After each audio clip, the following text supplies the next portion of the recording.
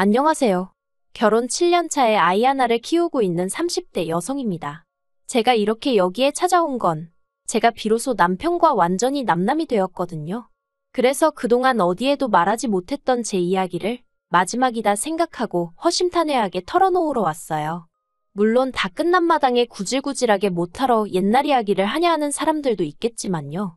제 나름대로의 마지막 의식이라고 생각해 주시면 감사하겠네요.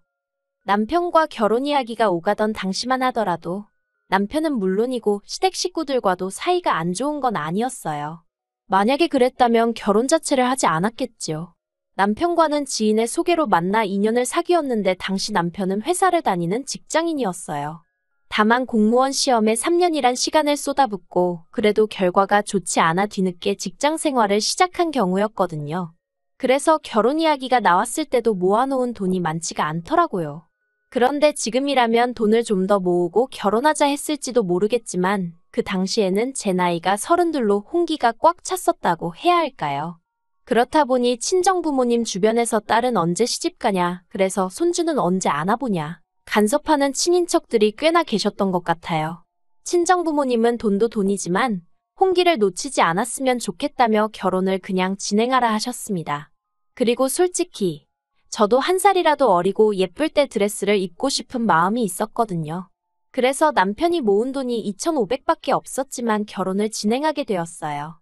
저는 당시 4천 정도 모아둔 돈이 있었네요.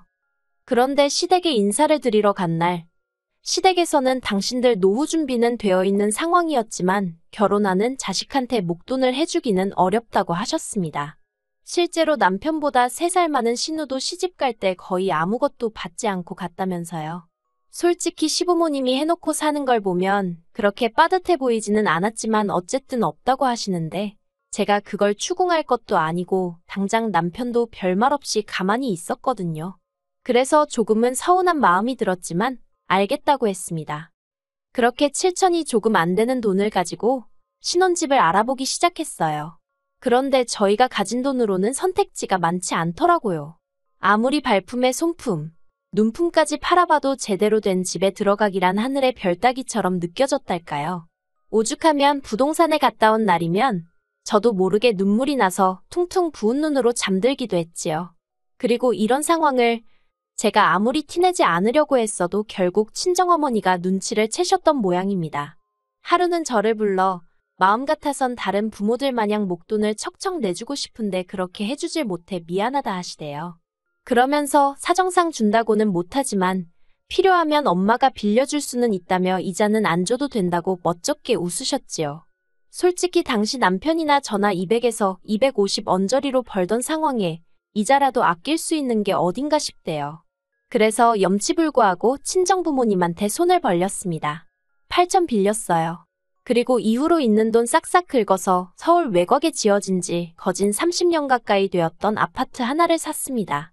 그리고 이걸로 시부모님하고 결혼 초부터 갈등을 빚게 되었어요. 결혼하고 나서야 알게 된 게 시부모님이 아예 돈이 없으신 게 아니었습니다. 신우가 빈손으로 시집을 갔다는 것도 거짓말이었어요. 돈을 안 해주면 저희가 결국에 시댁에 들어와서 살 줄 아셨답니다. 제가 평소에 멋도 안 부리고 수수하게 다녀서인지 친정에도 돈이 없을 거라고 당신들끼리 마음대로 생각하고서는 한마디로 돈도 없으면서 지들이 뭔 수로 버티겠냐, 들어와서 살 거다 그렇게 생각하셨던 모양이에요. 그런데 제가 보란듯이 친정에서 돈을 빌려다 집을 사버렸으니 게다가 제가 아파트를 제 명의로 했거든요. 남편도 그때는 양심은 있었는지 공동명의의 기억자도 안 꺼냈어요. 그런데 이제 흠잡을게 마땅치 않으셨는지 그 사실을 아시고는 굉장히 언짢아 하시더라고요. 저더러 너는 뭐하나 집안어른들하고 상의하는 법이 없다면서 그렇게 전부 다 네 멋대로 하고 살 거면 결혼은 왜 했냐, 혼자 살지. 정말이지 별소리를 다 하셨어요. 그리고 그런 구박은 애를 낳은 이후로도 한동안 계속되었습니다. 하지만 그런 말도 안 되는 억지와 오해들도 다 참았습니다. 언젠가는 알아주시고 인정해주시겠지 하는 마음으로요. 그런데 그런 시간은 끝끝내 찾아오지 못할 거예요. 왜냐하면 작년 초에 어머님이 치매 판정을 받으셨거든요. 사실 언젠가부터 어머님은 갑자기 당신이 지금 어디 있는지를 모르겠다며 전화를 해오시기도 했고 걸핏하면 핸드폰을 잃어버리셨어요. 심지어 언젠가는 가족끼리 외식차 방문한 식당에서 느닷없이 잠에 드시기도 하셨지요. 그런데 이럴 때마다 온 가족이 어머님이 피곤하신 거다. 이게 다 며느리인 제가 제대로 못 챙겨서 그렇다는 식으로 얘기했을 뿐 누구 하나 심각하게 생각하는 사람이 없었습니다. 저 혼자만 설마 하면서도 괜히 말을 꺼냈다 다들 어떻게 생각할지 몰라서 생각만 하고 말았던 것 같아요. 그러다 결국 건강검진차 들렸던 병원에서 치매가 의심된다며 큰 병원에 가서 검사를 받아보길 권유받았고 그렇게 현실을 마주하게 된 거지요. 그리고 결과를 받아들고 얼마 지나지 않아 어머님의 증상은 급속도로 악화되기 시작했어요. 갑자기 울거나 웃으시는 등의 감정 표현도 격해지셨고 그러다 지난 6월 어머님이 아버님을 후라이팬으로 때리셨는데 아버님이 어머님한테 그때 처음 맞아보셨대요. 여담이지만 젊었을 적에 아버님이 어머님을 어지간히 힘들게 하셨다더니 그때 맺힌 게 나온 거 아닌가 싶어요. 아무튼 그러면 아버님도 어머님이 어쨌든 환자니까 그냥 넘어가 주셨으면 좋았을 텐데 그 와중에 어머님을 같이 때리셨나 봐요. 그나마 그 현장을 타이밍 좋게 신호가 봐가지고 그래도 어쨌든 집안이 시끄러웠습니다. 정말이지 그때를 생각하면 지금도 아찔하네요. 그리고 보다 못한 제가 남편한테 조심스레 요양원 이야기를 꺼냈습니다. 그런데 남편은 아주 난색을 표하면서 일단 자기 누나랑 얘기해보겠다고 하더라고요. 그런데 얼마 후 신우가 연락을 해와서는 저더러 시댁 근처로 이사를 하라더군요. 아버님 혼자서 어머님을 어떻게 돌보냐면서 자식들이 옆에서 들여다봐야 하지 않겠냐고요.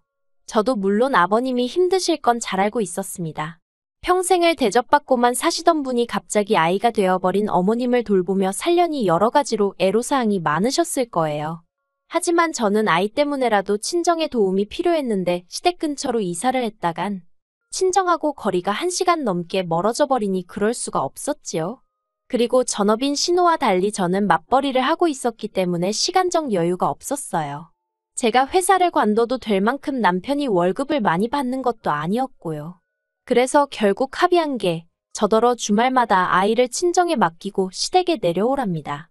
와서 아버님이 미처 하지 못하시는 집안일들을 해드리라나요. 솔직히 이미 평일 내내 일과 육아로 지치는 생활이었는데 주말까지 반납하고 일하라고 하니 세상 천지 어느 며느리, 아니 자식이라도 좋을 리가 없었지요. 그래도 어쩌겠나 싶대요. 막말로 어머님이 무슨 죄가 있어 치매를 앓게 되신 것도 아니고 그래서 그래, 할 수 있는 만큼은 해드리자 생각하고 알겠다 했습니다. 그런데 말이 좋아 주말이지. 아버님이 저더러 금요일 저녁에 내려와서 월요일 새벽녘에나 올라가라 하시더군요. 뿐만 아니라 남편은 이 일 저 일을 핑계로 빠지는 일이 잦았지만 어찌된 일인지 저는 그럴 수가 없었어요. 그랬다간 아버님으로부터 불호령이 떨어질게 불보듯 뻔했으니까요. 그래서 결국 전 주말마다 내려가 어머님이 엉망으로 만들어 놓으신 집 치우고 빨래하고 반찬하고 솔직히 할 일이 얼마나 많던지 야근을 하더라도 사무실에서 일을 하는 게 그리울 정도였어요. 게다가 신우 말로는 평일 내내 매일같이 자기가 시댁을 들여다본다는데 도대체 뭘 하는 건지. 제가 해놓은 반찬 말고 다른 반찬은 눈을 씻고 찾아봐도 보이지 않았고 평일 중에는 빨래 한 번을 돌리지 않는 건지 주말마다 산더미 같은 빨래가 저를 기다리고 있었습니다. 어머님이 실수를 많이 하시게 되면서 빨래가 어마어마하게 쏟아져 나왔거든요. 그리고 그렇게 석 달쯤 생활을 하다 보니까 당장 내 자식이 가고 싶어하는 그 동물원 한 번을 못 데려가면서 이렇게 시댁에서 종노릇이나 하고 있는 게 맞나? 그런 생각이 들대요. 하지만 그럴 때마다 적어도 남편이 표현은 안 해도 속으로 고마워하고는 있겠지. 누가 됐건 간에 내 공로를 언젠가 알아는 주겠지. 그런 막연한 믿음이 있었답니다. 그래서 참고 또 참았달까요?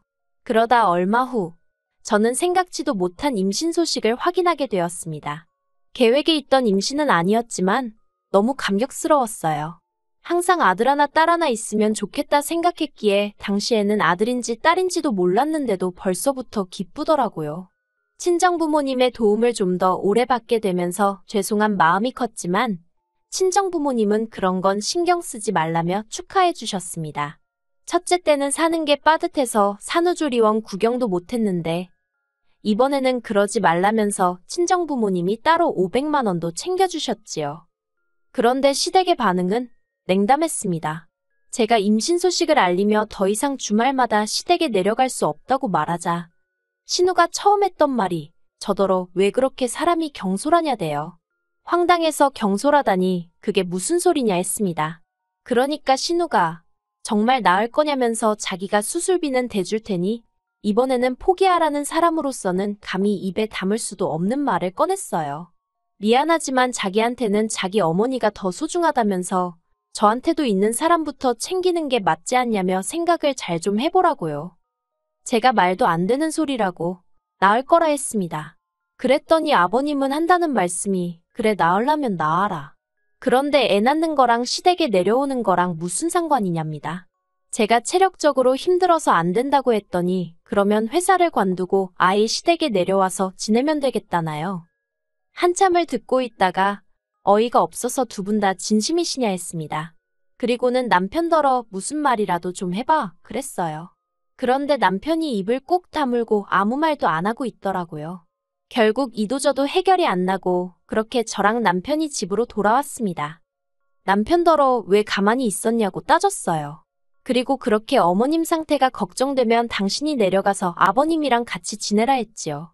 그랬더니 기껏 한다는 소리가 어머님도 여자니까 같은 여자가 편하지 않겠냐는 거예요. 자기 이름도 잊어버리시고 막말로 똥오줌도 못 가리시는 양반한테 그런 게 중요했을까요? 도무지 말이 통하는 것 같지 않아서 남편더러 난 이제 두 손 두 발 다 들었다고 알아서 하라 했네요. 그러자 남편은 무슨 딱따구리도 아니고 계속해서 같은 말을 반복했어요. 기왕 시작한 거 조금만 더 해주면 안 되냐고요. 그러더니 급기야 한다는 말이 저더러 저러다 어머님 돌아가시면 후회 안 할 자신 있냐대요. 어이가 없어서 남편더러 당신은 자신 있냐고 물었습니다. 그랬더니 또 묵묵부답. 그런 의미 없는 말다툼을 몇 번이고 반복해야만 했어요. 그리고 스트레스 때문인지 결국 일주일 후에 저는 아이를 떠나보내야만 했습니다. 유산을 한 거지요. 수술을 마치고 병원에 누워있는데 하염없이 눈물만 흘렀어요. 그런데 그때 병실에 남편하고 신우가 들어오더니 그러면 언제부터 움직일 수 있는 거야? 이번 주말에는 움직여도 괜찮다지? 아버지가 걱정이 많으셨어. 그럽니다. 온몸에 소름이 쫙 끼치더라고요. 피는 못 속인다더니 이것들이 사람이 맞나 싶었지요. 저는 둘에게 나가달라고 내 평생 시댁에 가는 일은 없을 거다 했습니다. 주변에 사람들이 있어서인지 둘 다 얼굴만 울그락불그락거릴 뿐 뭐라 말은 더 안 하대요. 그리고 퇴원 후 저는 친정으로 향했습니다. 그때부턴 친정아버지와 함께 움직였어요. 부동산에 집도 내놓고 가정가구도 하나씩 정리했습니다. 제 짐도 전부 다 친정으로 옮기기 시작했고요. 참고로 유산을 확인한 날, 이혼하는 쪽으로 마음이 완전히 돌아섰거든요. 유산의 원인이 시댁 식구들 그리고 특히나 남편이라는 건 너무나 확실했기에 그러면 제가 죽으면 죽었지 제 자식 죽인 사람하고 살부대끼면서는 살 수가 없었으니까요. 남편이 자꾸 제 연락을 피해서 남편 회사에 등기로 이혼 서류를 보냈습니다. 그런데 남편이 다 찢어버렸다면서 100번 1000번을 보내보라고 자기가 도장 찍을 것 같냐면서 연락을 해왔어요. 그래서 제가 그러면 변호사 선임하겠다 했습니다. 그랬더니 진짜 그렇게까지 해야겠냐면서 자기더러 어쩌라는 거냐대요. 그러면 뭐 아픈 어머니를 버리기라도 하라는 거냐면서. 그래서 제가 남편더러 당신이 뭘 얼마나 했는데 어머님을 버리기식이나 하냐 했습니다. 그리고는 나는 당신한테 이제 기대하는 것도 바라는 것도 없으니 이혼 서류에 도장이나 찍어달라 했어요. 그리고 저는 아버님으로부터도 연락을 받게 되었습니다. 아버님은 아무리 세상이 달라졌어도 이혼하면 여자만 손해라면서 저더러 나갈 거면 제 몸뚱이만 나가라고 당신 핏줄은 두고 가라대요. 생전 손자한테 용돈 10,000원 쥐어줘 본 적 없으신 분이 그제서야 핏줄 어쩌고 하시니 웃겼어요. 그래서 알겠다 했습니다. 솔직히 아버님한테 제 아들을 맡길 생각은 추호도 없었는데 평소 아버님은 툭하면 말도 안 되는 걸로 으름장을 놓곤 하셨거든요. 그래서 저도 세게 한번 나가본 거지요.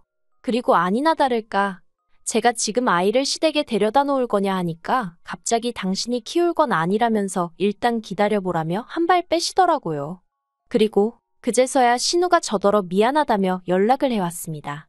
자기가 딸이니까 자기가 좀 더 들여다봤어야 하는데 자기 먹고 사는 게 빠듯해서 저한테 의지를 많이 했었다나요. 그러면서 어머님이 기억이 없으셔서 그렇지. 솔직히 이 상황을 아시면 얼마나 속상하시겠냐면서 저더러 다시 한번 생각해보랍니다. 그래서 그런 말 이제 와서 무슨 소용이냐고, 그래도 반성을 하시니 다행이라고. 어머님 살아계신 동안 이제라도 그동안 못한 딸 노릇 똑바로 하라 했어요. 그리고 저는 친구 소개로 이혼 전문 변호사를 소개받았습니다. 다행이라고 해야 할지, 친정 부모님한테 돈 빌려서 집을 살 때 세무사의 조언을 따라서 증여받은 것처럼 샀거든요. 그렇다 보니 집값이 상당히 올랐는데도 남편하고 나눌 게 없었어요. 정말 그땐 안도의 한숨이 나오대요. 솔직히 이혼하고 나면 혼자서 아이를 어떻게 키우나 걱정이 많았으니까요. 그리고 핏줄 타령하던 시댁 식구들도 막상 제가 이혼 소송 걸겠다니까 애 내놓으라 소리를 안 하더군요. 아무튼 여러 가지로 대단한 집구석이다 싶었습니다. 그리고 결국 소송 대신 협의 이혼했어요. 제 생각이지만 남편도 남편대로 변호사를 알아보고 다닌 모양인데 재수 없으면 저한테 위자료까지 줘야 될 판이었던 모양이에요. 그래서인지 자기가 먼저 꼬리 내리고는 저더러 협의 이혼하자대요. 저도 남편하고의 관계를 질질 끌어가고 싶은 마음은 없었기에 그러자 했고요. 그렇게 저희가 남남이 되었어요. 솔직히 이혼녀라는 타이틀을 가지고 혼자서 아들을 잘 키울 수 있을지 걱정도 되고 두렵고 떨립니다. 지금보다 더 강한 엄마가 되어야겠지요. 저에게 마지막으로 바람이 하나 있다면 나중에 아이가 저를 이해해주면 좋겠다는 거예요. 엄마는 그저 너에게 행복하고 안정된 가정을 주고 싶었다는 걸.